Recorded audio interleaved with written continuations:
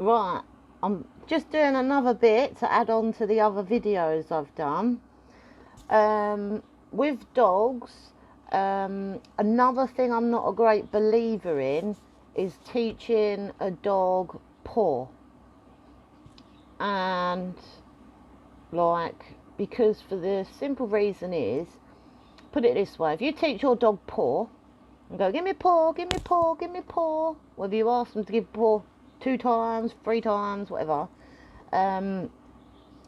you imagine having little kids in the family or come around to visit or whatever, even outside, and your dog starts going, I'm giving you my paw, I'm giving you my paw.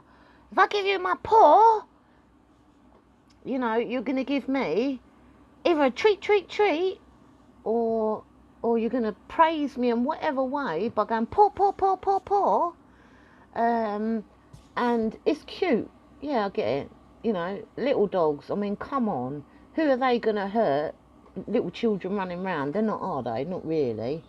But if you've got a big dog, right, or a medium-sized dog, and you're teaching it paw, paw, paw, paw, paw, and then your dog associates everything with a bloody paw, and then you've got a kid coming over and it's going, I'm giving you my paw, paw, paw. But no, it's just knocked your child down, And as big as that dog is, it don't realise, you like me giving you a paw, paw, paw, and I've just give a paw, paw, paw to everybody else, but I've just took your child out of my big paws.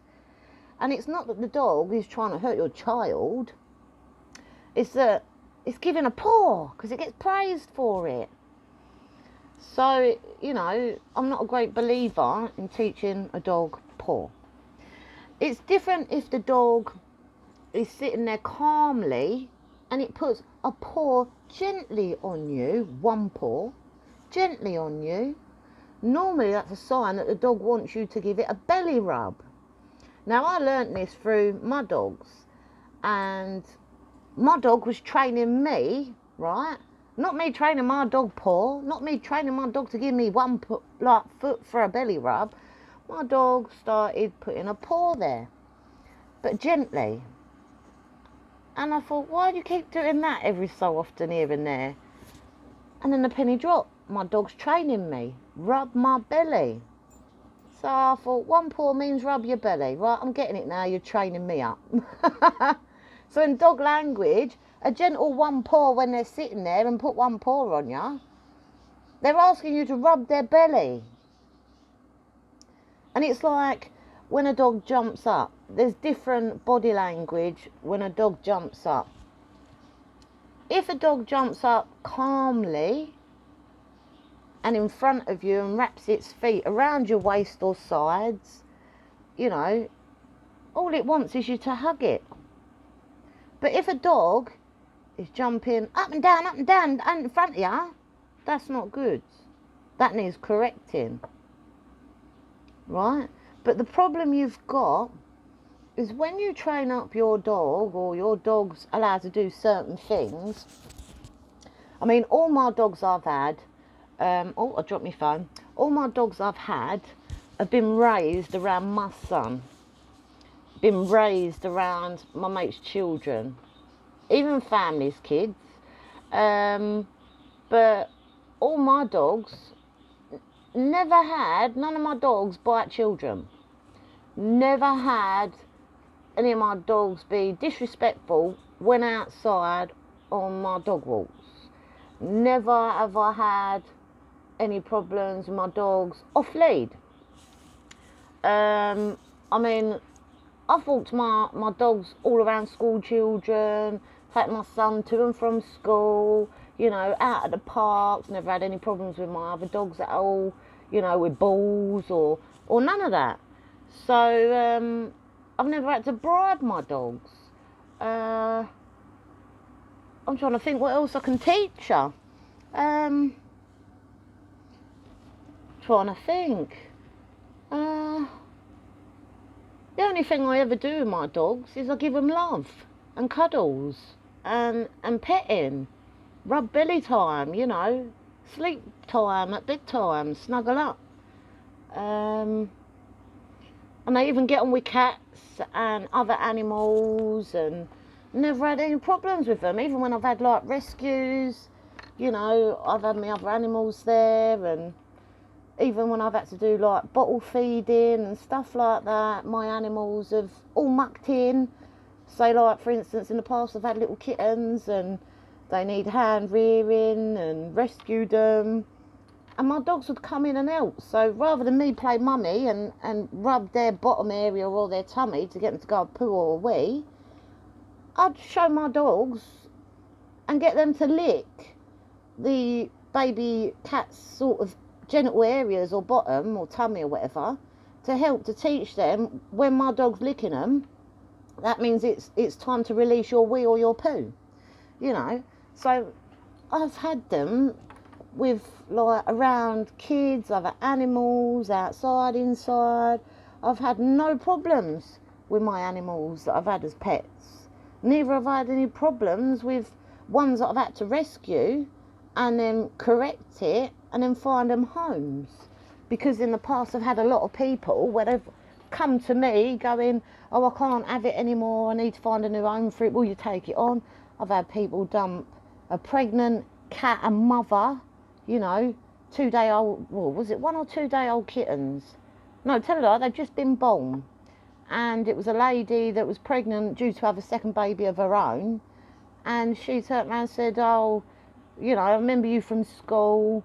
Would you look after my mum, cat and 2 kittens, because I'm going into hospital soon and having my second baby? So, well, to be honest, I mean, if she's just had the kittens, really, you should leave them in a quiet place and you know, not upend them anywhere. But in the end, she kept insisting. I thought, I've got to do right by these animals. So I've took the mum cat on with the kittens. Anyways, then I get a call, I don't know, after the kittens were about a week or so old, and she said, oh, well, can you keep the kittens or get them a home, because I thought I knew this was coming. So in the end I thought, well, I can't keep them because I've got my own dogs and cats and other animals. And I phoned up the Cat Protection League, only because I trust them ones, that organisation. And I explained the situation, how it happened, who dumped their, you know, mother cat and day-old kittens on me and all that. So in the end, Cat Protection was very helpful. I said I would have kept them myself. I said, but I've got my own animals already. And at the time, I was only supposed to be looking after them. And then they were supposed to be going back to their original owner. So they asked me to look after the baby kittens until they were 8 weeks old, and then they would take the mother cat and the kittens off my hands once they'd finished weaning. I said, fair enough. Anyways, best feeling ever. They'd already found the mum cat a home before the 2 younger kittens, whilst they was in my care. Before then, I handed them over when the kittens were 8 weeks old with the mother. So they were lucky animals, right? The lucky ones. It's like you've got all these other places. I wish we had more places like Dogs Trust. And the reason I say that is because Dogs Trust will not put healthy animals to sleep. They find them homes, and I like it. And I wish we had more places like that for dogs and cats. Because, as we all know, there's a lot of other animal places in the world, right? I'm going to talk about where I'm from, yeah, but it probably happens otherwhere as well. It's where there's too much overbreeding, or people buy animals and don't know what they're, you know, doing. Instead of getting help or asking for it, they just give up, and whatever circumstances change, or they want rid of them or whatever. And basically what happens is they think they're doing a good thing by dumping them at a shelter or a dog place, or, you know, wherever, like Battersea. And to be fair, I mean, these sort of organisations, they've only got so much room, so much space. So what happens is, if you get bombarded with a load of unwanted animals all of a sudden because they've been overbred, or, you know, whatever reason, or you just want rid of them and you're dumping them there, there's only so much space in places like Battersea and other organisations. So what happens is they then have to start putting to sleep decent animals that it's not their fault. They didn't choose to be born in the world. It's not their fault. All they wanted was a loving family home forever.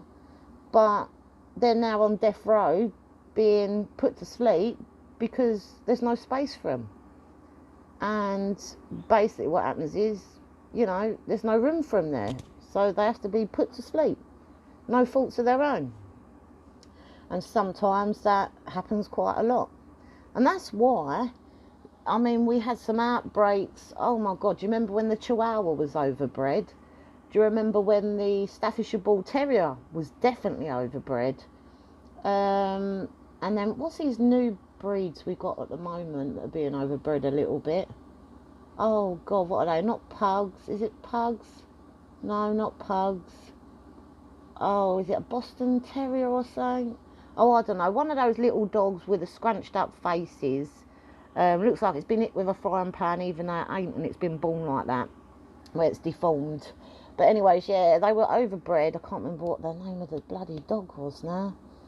Oh God, it'll come to me at some point, but I'm sure you all know what breed of dog it is. It looks like a pug, but it's not, and it's taller and it's a bit fat.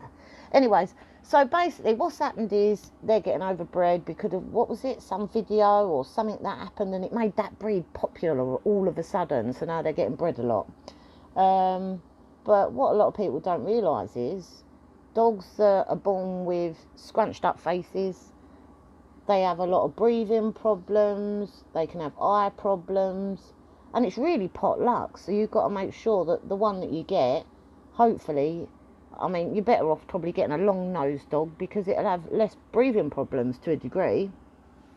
So, but yeah, I don't know, it's just people got to stop putting, like, designer on a dog like they do on a handbag. I mean, come on, a designer handbag or shoes or your jacket or your car or whatever, that's one thing. It ain't living, it ain't breathing, and it don't think or feel or nothing like that. So then, you know, go buy yourself a handbag or a car. Rather than buy an animal. I mean, an animal is something that, you know, it feels, it thinks. Might not be in the same way as this person, but they still do. And we've proven that. So, yeah, I mean, it's like, if people overbred and had too many children of their own, what do? Start sending them down death row and bumping off their kids? Because you've had too many and can't look after them. But we don't do that, do we? So why are we doing that with animals? So it's kind of like, I mean, it's like, I just don't get it. Really don't get it. I'd rather people go to a rescue centre and rescue a dog that needs, I mean, pay the rehoming fee, what is it, 150 quid or whatever it is? And get one from a rescue centre, retrain it, and sell it for a bit of profit, and find it a better home, rather than, you know, save it from being destroyed. And then you ain't got to overbreed dogs, have you? And then you still make your money. But the only difference is you're not doing it by breeding and overbreeding them. You just go and rescue centre, paying a small fee, adding a bit of profit on top, train it up, rehome it, then go and get another one, stop them from being put to sleep. It's better than breeding and overbreeding, you know. But, oh, I don't know. Anyways, well, I'm off out of here, but you know what I mean. Oh, and one more other tip about dogs.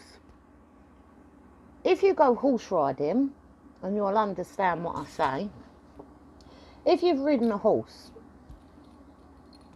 it's kind of similar to how you use a dog lead when walking your dog.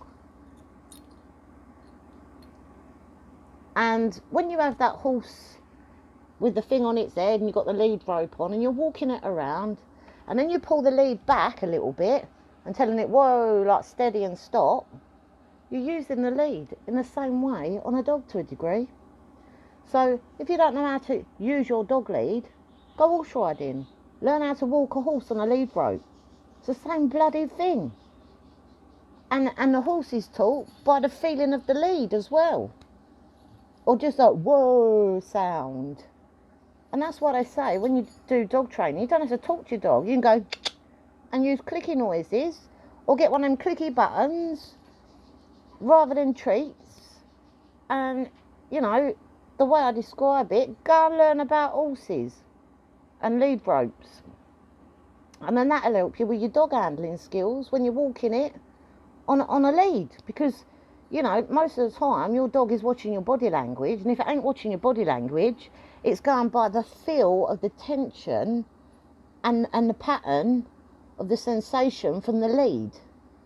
So, like, say you check that lead and pull it back once, you're telling the dog, like, you know, whoa. And if you're pulling it twice and it feels it, then you can tell, like, your dog knows that means, like, stop and wait. So there's different times on the lead that the dog feels the same when you're doing it. It's in the pattern of your wrist, your lead and the dog, yeah, the feel. And obviously body language. So, but yeah, go horse riding. Learn about horses. Learn how to hold that lead rope when you walk alongside an horse. Learn how to talk to an horse. Anyways, I hope that helps, but I mean, I can't emphasise enough. Over the years I've helped so many animals. But like I say, I'm getting older, so obviously I'm quite happy with my own pets nowadays. Once in a blue moon a rescue one comes along, and then I might help it or sort of point someone in the right direction. But otherwise I'm retired. I've done my bit, and to be honest, I mean, as much as I love the animal world, you can't save them all, and I know that. But at the same time, if you think about the logic of what I just said, rather than keep overbreeding animals and pumping out loads of litters of puppies hoping to sell them for top-notch $1, and then it might not happen like that, and then you might be stuck with a load of puppies, and then you're trying to palm them off like anywhere and everywhere just to get rid of them because you don't want them, because the money you didn't get payout, but now you're stuck with them, but you don't want to get stuck with them, so you want to palm them off. You might as well just go rescue centre, buy a rescue dog one at a time, or a cat, pay the rehoming fee, whatever they charge, because it isn't a lot, it's probably about £100, then train it up, and then knock it out for a few more extra 100 on top, and then find it a decent home. Then instead of adding to the animal world and then being put to sleep, you'd actually be helping and then stopping animals from being destroyed and put to sleep. So then it's a win-win there and a positive vibe. But then really you should only be doing that if you know what you're doing. And if you don't know what you're doing, training them up and then rehousing them once you've done that and make a little profit, then don't do it. But anyways, I'm off out of here. See you later.